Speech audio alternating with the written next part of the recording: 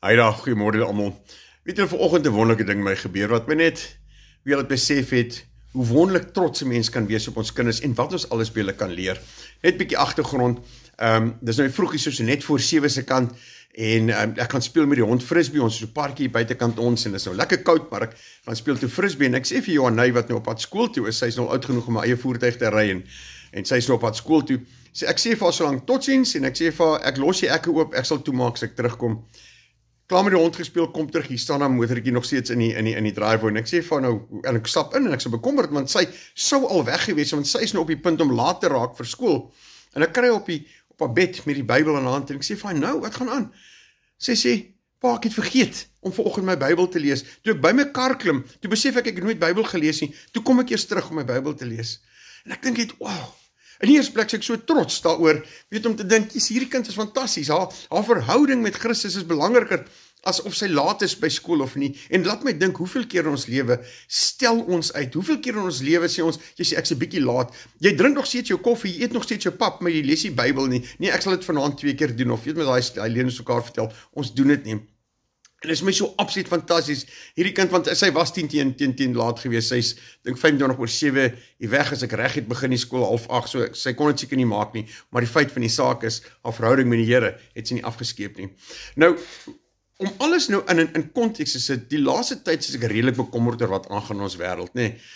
Dit voel net vir my, dinge is net so te mekaar, en ek kan nie help om dink, wat as die einde nou kom? Wat as die Here Jesus vandag terugkom en dis 'n wegraping? Is ek reg? Is ek goed genoeg om deel van daai groepie te wees? En toe Johanay nou op die bed sit, en ek hoor haar storie, ek het so half 'n sekonde in my kop wat ek weer dink, en ek dink onmiddellik aan die 10 maagde, wat op die bruidegom gewag het, nee, dis Matteus 25, vir die wat dit nie weet waar dit is, jy moet gaan lees dit asseblief, daar was 10 dames, 10 maagde wat gewag het vir die bruidegom is Jesus, daar was, en daar word baie in vers 2, word 'n duidelike onderskeid gemaak tussen hulle, sê, 5 van hulle was onverstandig, en 5 was verstandig, daar word 'n groot onderskeid gemaak, die groep is so en die groep is so, wat die verstandiges gedoen het, hulle het extra olie saam met hulle gevat, en toe hulle wag, hulle weet nie hoe lang hulle moet wag nie, en die wat onverstandig was, het net die olie wat hulle by hulle gehad het hulle saamgevat. Weet julle wat is die extra olie? Die extra olie is 'n meisietjie wat vanoggend op haar bed sit en sê, wie wat, wow, ek kan nie my tyd afskeep, ek kan nie my verhouding met God afskeep nie, ek gee nie om wat daarna kom nie, ek kan maar detensie sit, maar ek gaan nie detensie sit by Here Jesus Christus nie, nee, ek sal die regte ding doen. Dit is wat die extra olie is wat ons saam met ons moet vat. Die ander het dit nie gedoen nie. Hulle is die mense wat in die oggend laat opstaan en sê, jy kom by my werk, vergeet die Bybel, ek sal fyn wees, nee. Nou, uiteindelik, toe die bruidegom te lank wegbly, toe Jesus te lank wegbly, toe sê hulle, dis vers 5, toe die bruidegom lank wegbly, het hulle almal vaak geword en aan die slaap geraak. Weet julle, dis waar ons wêreld op hierdie stadium is, nee. Jesus bly te lank weg. Hy moes al hier gewees het. Ek sê dit nou sommer net so. Ek sal vergehou het, obviously die perfekte tyd sal wees wanneer hy terugkom. Want jy sê ek wens hy was al hier gewees, nie dat al hierdie pyn en verleiding en misleiding in die wêreld net kan enkry. Maar ons is op 'n stadium, hy bly te lank weg en ons praat van die gelowiges, die ongelowiges het geen probleem nie. Ons raak vaak. En ons raak aan die slaap, geestelik raak ons vaak aan die slaap. Die goed wat rondom ons aangaan, skok ons nie meer, dis maar deel van dit, nee. Want Jesus, ons het te lank gewag vir u. En is juist nou in hierdie tyd, wat ons voel, ons wag te lank, wat ons daai ekstra tyd moet insit, wat ek liewer se laat is vir my werk, wat ek liewer se laat is vir alles, maar ek is nie laat vir die Here Jesus Christus nie, nee. En op 'n kol, toe hierdie mense, hulle raak almal in die slaap, met ander woorde, hulle is in hierdie doodsheid, hoor hulle 'n stem wat sê, daar kom hy. Die bruidegom is op pad. Wonderlik. En natuurlik, wat so lekker is, die verstandige klomp, sy liggie brand toe nog steeds, sy Heilige Gees brand toe nog steeds, hy word gevoed deur ekstra olie, wat tyd is wat jy met God spandeer. Ek wil net vir julle sê, dis een ding wat God altyd sal eer, die tyd wat jy moet spandeer. Maar in elk geval, en hulle is reg met hulle lampies. Die ander besef hulle olie is op. Hulle het regtig te diep geslaap. Hulle het nie daai vuur in die brand gehou nie. En hulle sê, hulle hardloop gewinkel toe, om te nog olie te gaan koop. Luister net wat gebeur terwyl hulle weg is.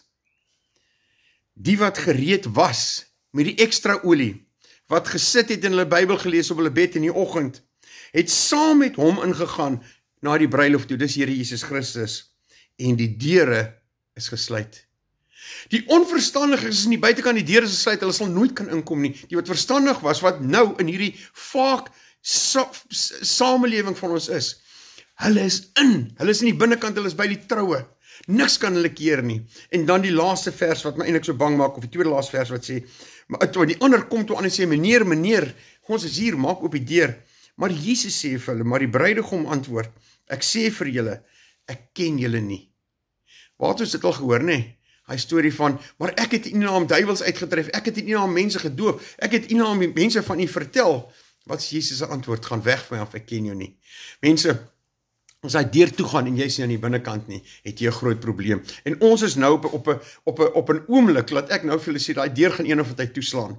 En ons is op die moeilikste tyd van hierdie aarde, die aanval raak al hoe erger, Satan se oorwinning of heerskappy op hierdie aarde word al hoe groter, maar nou is die tyd wat ons moet sê, wow, kom ons gaan in, kom ons berei ons self voor. En die tyd wat ek nou van praat, van mense wat aan die slaap raak, geestelik aan die slaap raak, dit was al gewees. Soos in die dae van Noag, nee.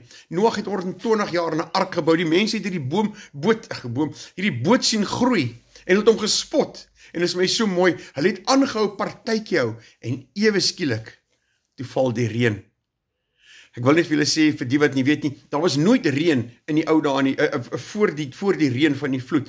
Die vog het uit die water uit die grond het opgestoot en die plante benat en het weggesak. So die eerste keer wat hierdie mense reën sien, hierdie vreemde ding en donne weer en sulke sien, toe sit op die einde, maar toe sit te laat.